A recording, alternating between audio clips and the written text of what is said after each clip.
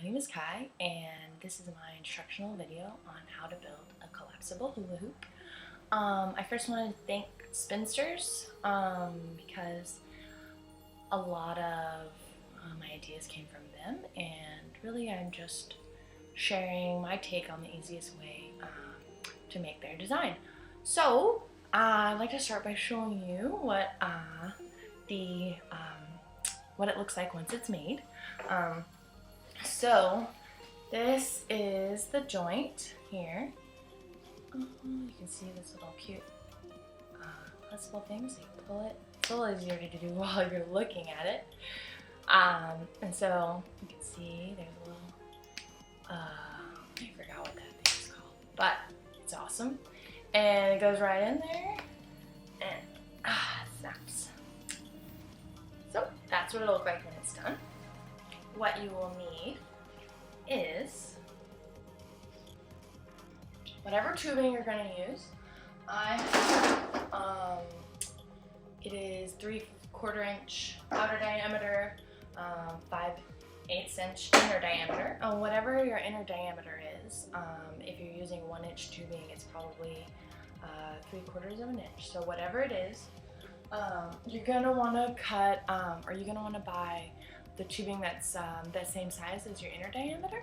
So I have this clear tubing that's 5/8 of an inch, which is the same as my inner diameter. You're also going to need these handy dandy guys, a quick release button connector. And this is straight leg here. You can also get a dog leg version. I didn't see any big difference. This is what I have right now, and this button is the tallest that they have. So you're also going to need a rivet gun. Oh, camera, there we go, rivet gun. Rivets, which that's a really big picture of them. They're really small, and that's, so you need that. You're going to need 2 drill bits, one 1/4 of an inch or a little bigger if you're using metric, I don't know exactly. And then the other one, 1/8 of an inch to make holes for the rivets. So the first thing you want to do is decide how big you want your hoop.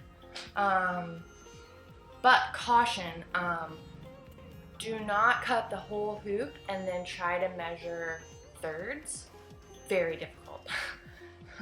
Whoa. So I would suggest coming up with a general idea and drawing a little sketch, and then really cutting the pieces first, and then just sort of being happy with whatever size circle comes out. So I actually have a piece from another hula hoop that I've already made that I like. I like the size of it.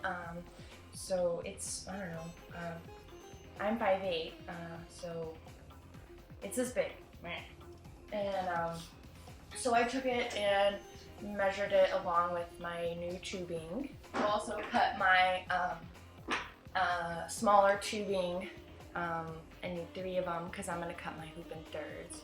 So I've cut those to be the same size right in the beginning, so that the weight distribution is even, and so it looks nice.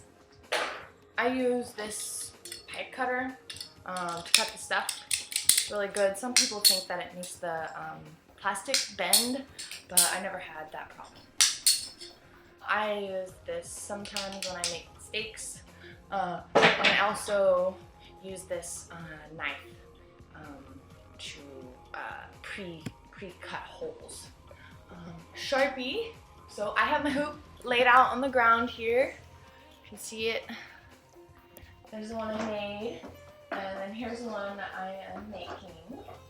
And so I have all my stuff laid out here to make sure that I don't make mistakes. And I'm going to start with this first joint. So you need to make sure that you have enough room in your joints to fit the entire button connector. See what I'm saying? Enough room so that it fits in. And then along with the rivet. So the first step is riveting in the connector to one side. I like to use my Sharpie and figure out, figure out exactly how it needs to be. So let me.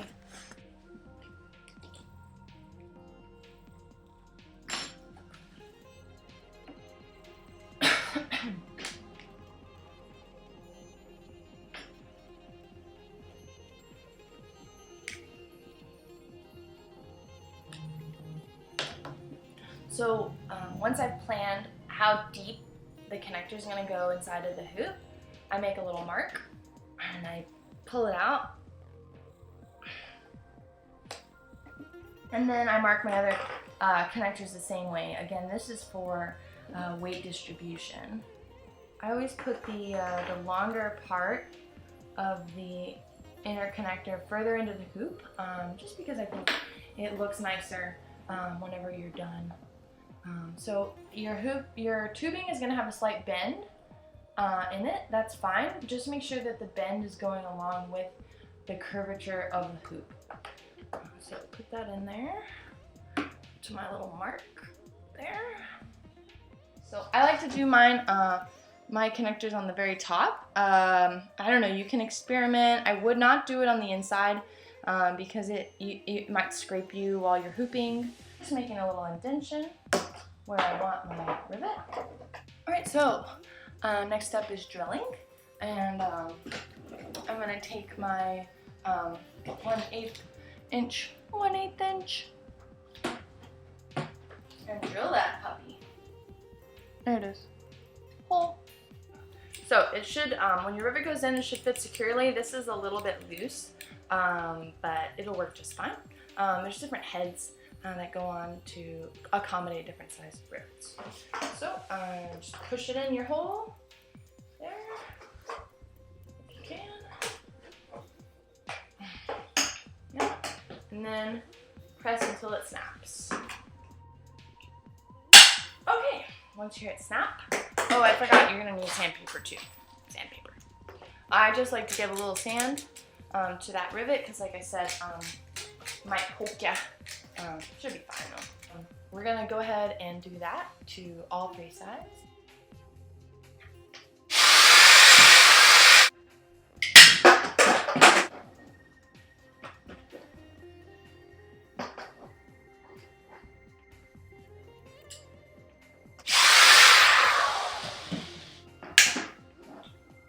Okay, so now I have all my hoops laid out. As you can see, each one has a rivet inside of it. So the pieces are going to fit together like that. So, let's do this.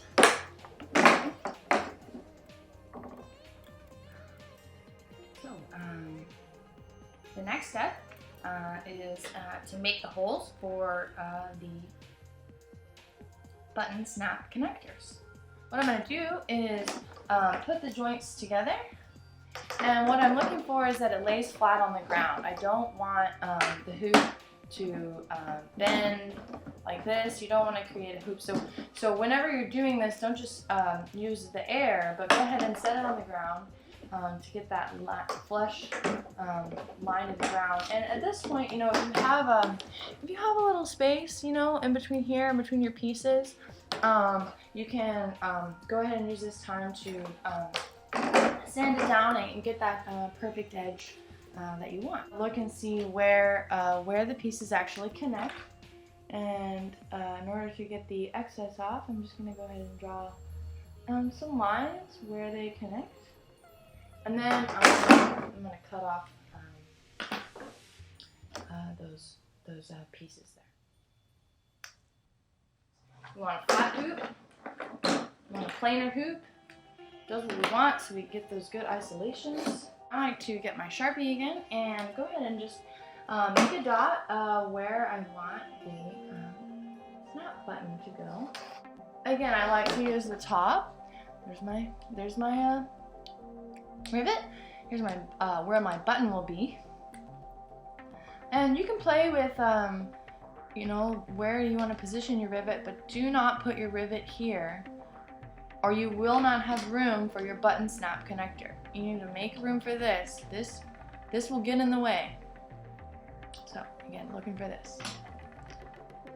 So I'm gonna take my knife, and then with them connected, keep these connected, these pieces. Go ahead and drill your pre-hole. So the pre-hole in the hoop.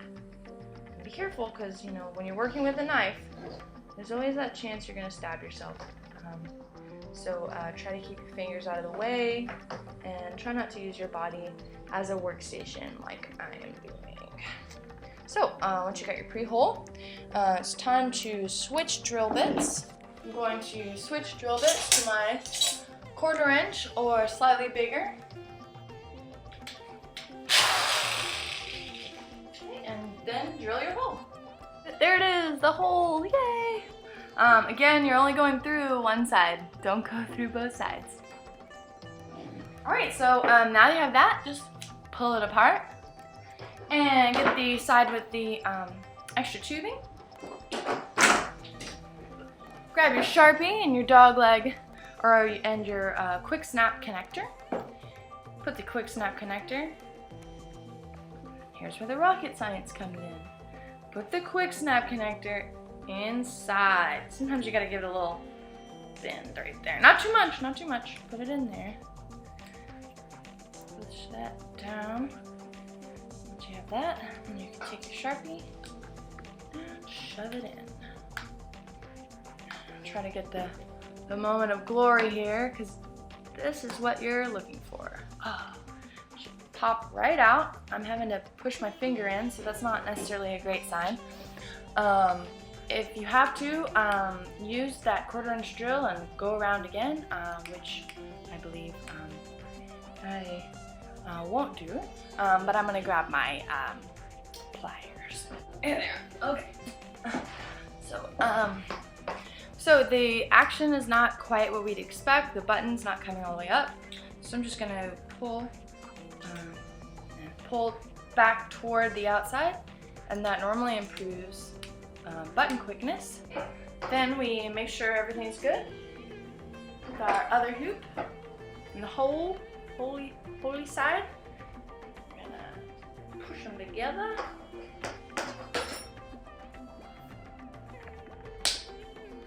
Click. There you are. Alright. So now you have to do that on the other two sides. Make sure you're laying out your hoop. It's gonna save you from a lot of silly mistakes.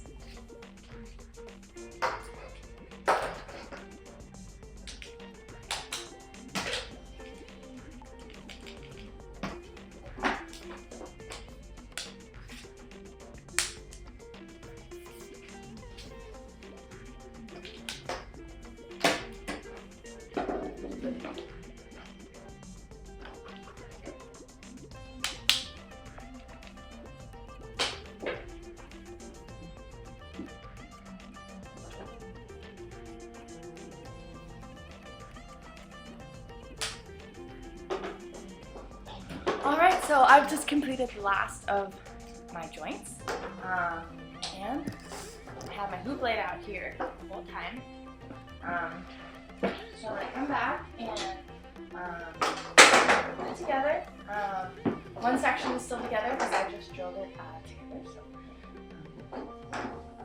okay. I'm going to listen for the click. Click. One more. Show the camera.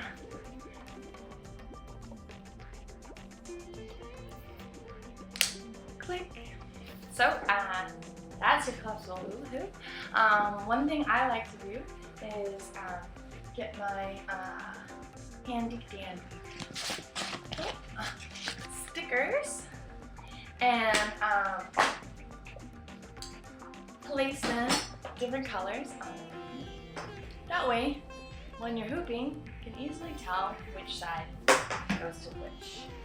Oh, on this video, I'm not going to show you how to tape it I've done it both ways, taping sections, taping before doing the joints, so having the entire hoop taped, and then cutting it, and then cutting out holes. I don't know, I haven't perfected when to tape, but you can tell me.